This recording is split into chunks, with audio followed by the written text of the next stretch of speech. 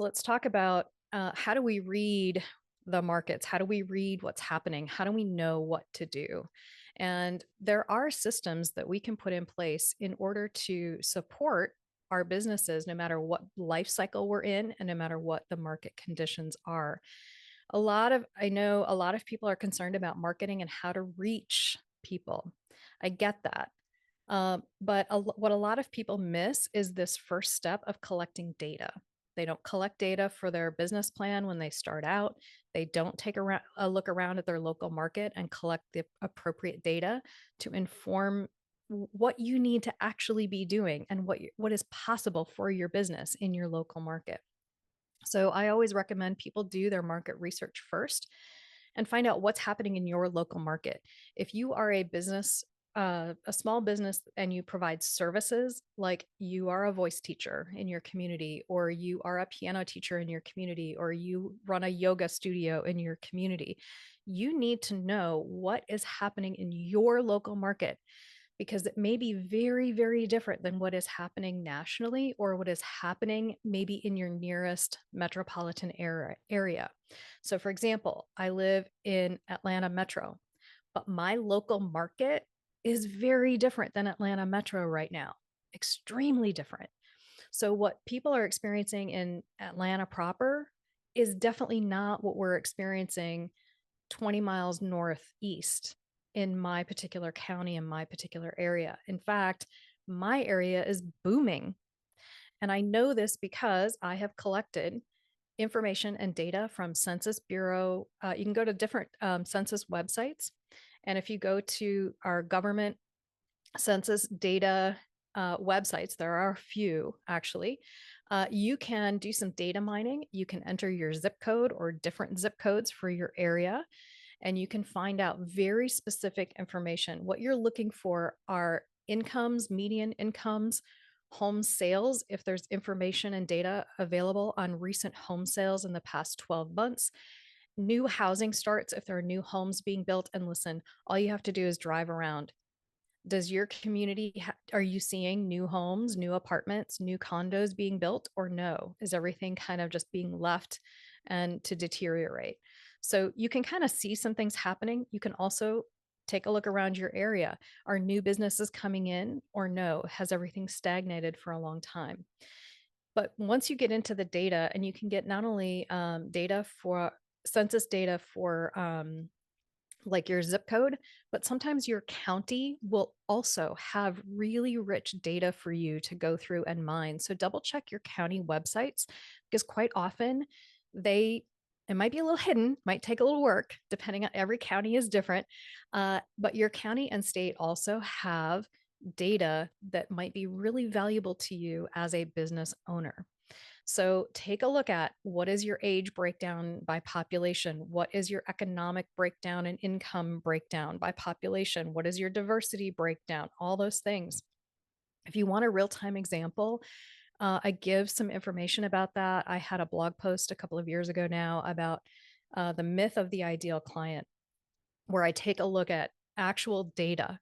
So I highly recommend if you want to kind of see how I took the data and how I broke it down and made sense of it, you can do it in that particular blog post on my website.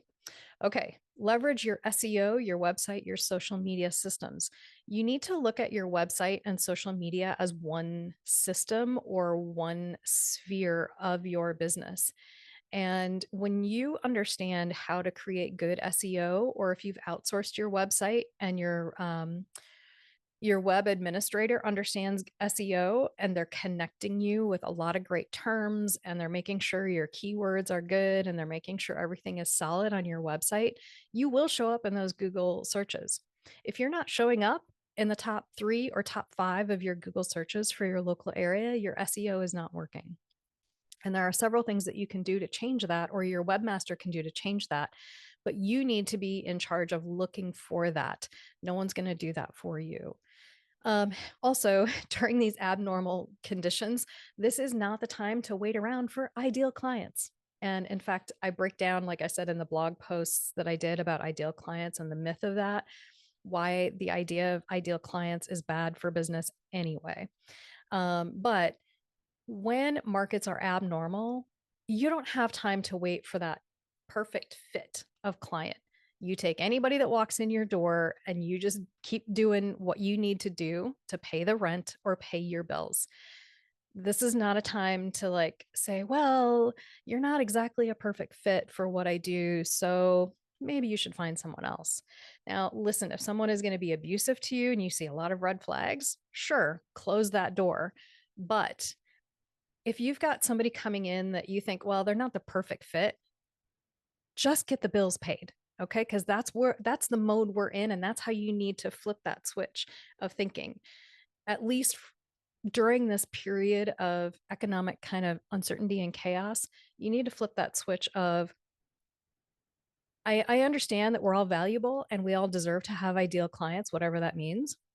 But right now, you need to flip that switch and say, I can create the ideal client or I can create the type of people that I want to work with, but I'm going to take whoever comes to the door pretty much. Um, Sometimes you can accept gigs or rates that are a little bit lower, again, just to get through a period of uncertainty. And I have certainly done that. You don't want to lower your rates too much, but we'll talk about creating multiple offers and different price points later.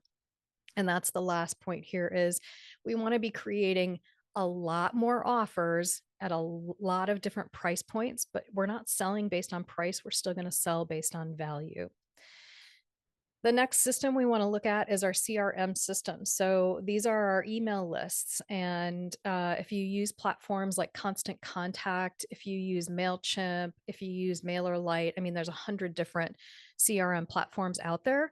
If you are using one, this is the time to leverage it to make sure you're sending new offers to past clients, make sure you're incentivizing referrals, asking for work, leveraging that email list and making sure you're getting those emails, that content written and getting it out to your clients. A lot of people don't respond the first time they see something. So if you just send one email, they either didn't read it or they don't remember it or they're not going to take action on it. So you have to keep leveraging that CRM system and keep sending out the emails and keep presenting the information, sometimes in 20 different ways before somebody responds, but you have to keep leveraging that system. Know your money systems. And Brenda did a fabulous job last time talking about budgeting and finances and tracking our expenses and saving money. And we mentioned last time, it's important for you to know what your income target is after taxes. So if your goal is to make 65,000, you're not trying to bring in 65,000.